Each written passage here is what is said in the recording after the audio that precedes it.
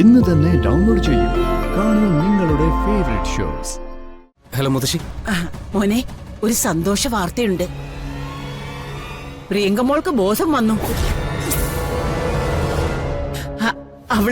അവളെന്നെ മുത്തശ്ശിന്ന് വിളിച്ചു. ഓ ഗോഡ്. മോളെ, എന്തെങ്കിലുമൊക്കെ ഒന്ന് പറ.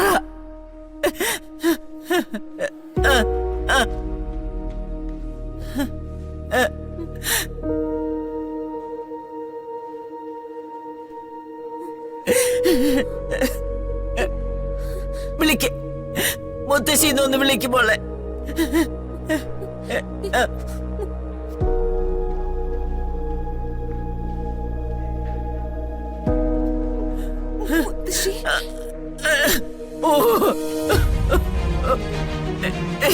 എന്റെ പൊന്നു മോളെ.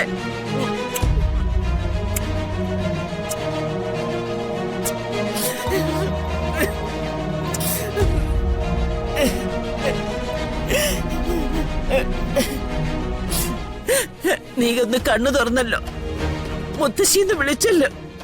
മുത്തശ്ശിക്ക് സന്തോഷമായി മോളെ. പ്രിയങ്കയ്ക്ക് എല്ലാം ഓർമ്മ വരുന്നുണ്ടോ?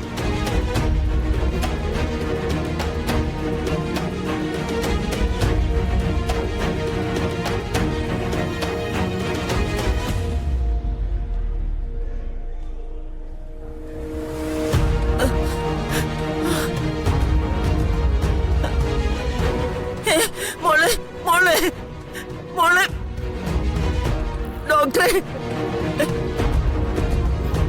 പ്രിയങ്ക മോളെ, എടി മോളെ. ഡോക്ടറെ, ബുദ്ധിമുട്ടിക്കണ്ട. പ്രിയങ്കയുടെ കാര്യത്തിലുള്ള പേടി അവസാനിച്ചു. ഇനി പ്രിയങ്ക ഉറങ്ങി ഉണരുന്നത് ഒരു നോർമൽ അവസ്ഥയിലായിരിക്കും. അതുവരെ വെയിറ്റ് ചെയ്താൽ മതി. എന്റെ മോൾക്ക് ഇനി കുഴപ്പമൊന്നും ഇല്ലല്ലോ ഇല്ല, ഡോക്ടറെ? നിങ്ങൾ ധൈര്യമായിട്ടിരിക്കും.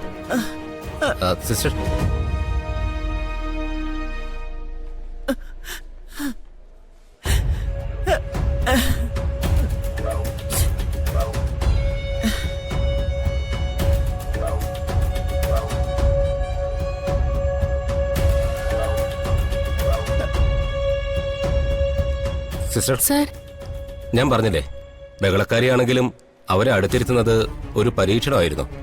അത് വിജയിച്ചു. Priyanka is all right now. Sir, ആ കുട്ടിയുടെ അടുത്ത് തന്നെ ഉണ്ടാവണം. കണ്ണ് തുറക്കുകയോ എന്തെങ്കിലും സംസാരിക്കാൻ ശ്രമിക്കുകയോ ചെയ്താൽ ഇമ്മീഡിയറ്റ് ആയിട്ട് എന്നെ വിളിക്കണം. കേട്ടല്ലോ? Okay sir. ഓക്കെ.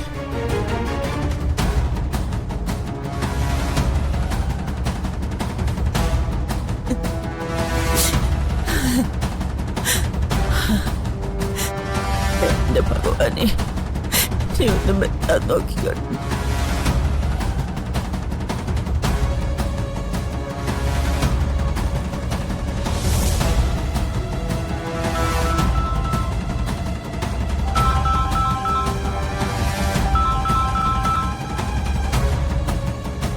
ഹലോ മുത്തശ്ശി.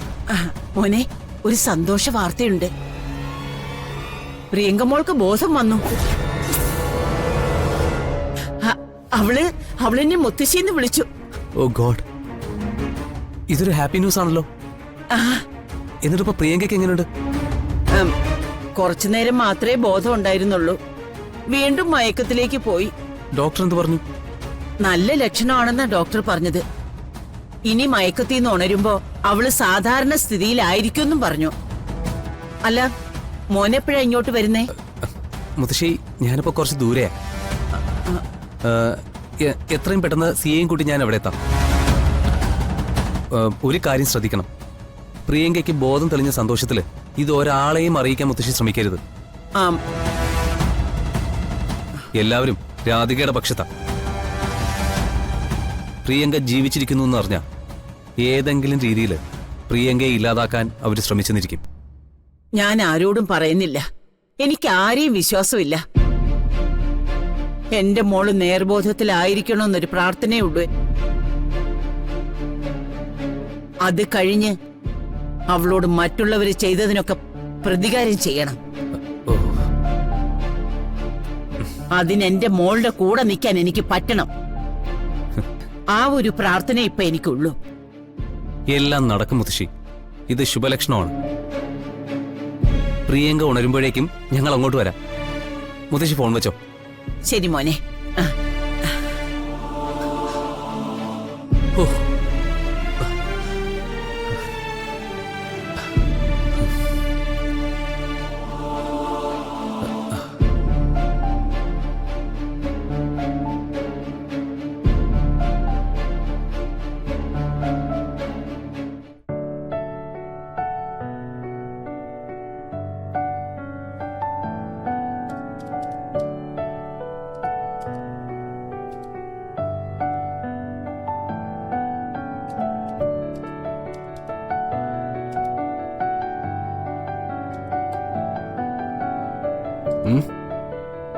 ആ എടാ ഞാനേ എസ്റ്റേറ്റിലെ കണക്കുകളാ എല്ലാം ഒന്ന് ടാലി ചെയ്യായിരുന്നു.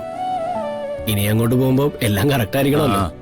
അതെ നോക്ക്, ഓഫീസ് കാര്യങ്ങൾ ഓഫീസിലും വീട്ടുകാര്യങ്ങൾ വീട്ടിലും. ഇനി മുതല് അങ്ങനെ മതി. എന്താ ഏട്ടാ ഇത്? എത്ര ദിവസം കഴിഞ്ഞിട്ട് ഏട്ടൻ വന്നത്? ഒന്ന് പുറത്തിറങ്ങാനും ഒന്ന് ചുറ്റിക്കറങ്ങാനൊക്കെ ഏട്ടത്തിക്ക് ആഗ്രഹം ഉണ്ടാവില്ലേ?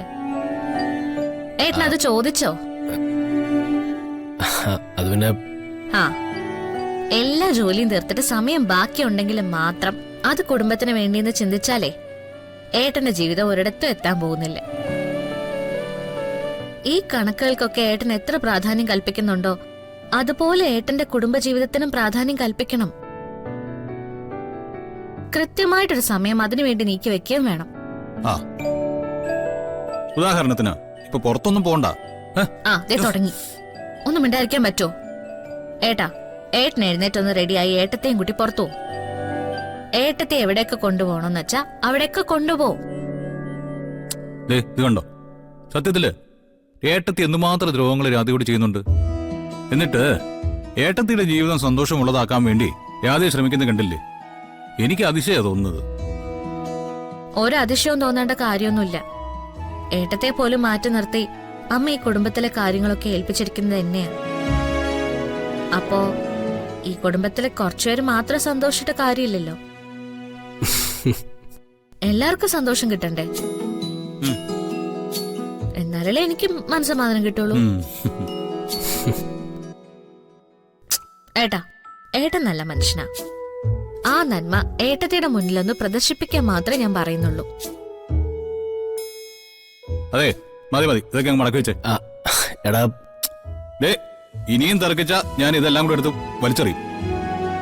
ദേ ഇന്നിനി no accounting, no office jobs, only complete relaxation. നോക്ക്, എവിടെയെങ്കിലും ഒന്ന് ഇറങ്ങി പോ മിസ്റ്റർ.